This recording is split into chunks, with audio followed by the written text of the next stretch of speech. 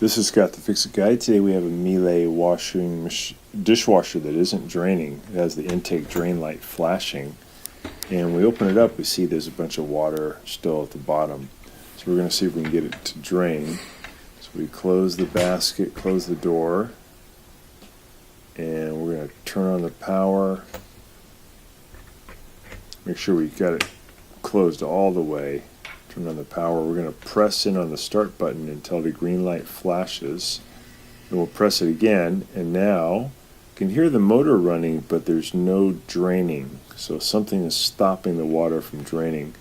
I suspect this air gap up here at the top. So I'm going to turn off power. I'm going to unscrew the top of the air gap. I took off the little metal piece, and then just see if there's anything in there. Oh yeah, in this little hole here in the middle, the blue tube, there's a bunch of junk caught in there.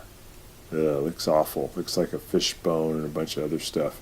So I'm going to put the top back on, screw that on, put the cap back on, and then I will close it, turn on the power, and now I can hear it draining and I can see it draining. So that was the reason the dishwasher was not draining, is that it had a clogged air gap. And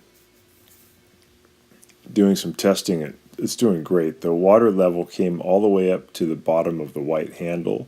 So we know that the intake valve is doing great. It's bringing in the right amount of water. Just checking to make sure there's nothing clogged in these little holes, these little jets in the lower spray arm. Looks good.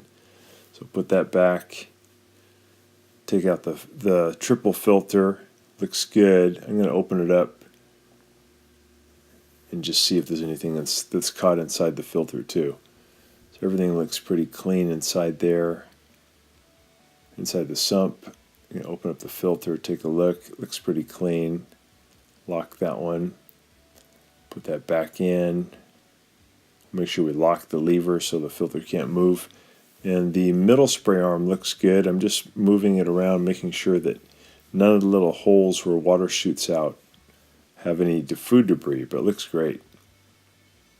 So it looks like the problem was just due to the clogged air gap up by the dishwasher, upside by the kitchen sink. So thanks so much for watching, and please subscribe to our channel when you get a chance.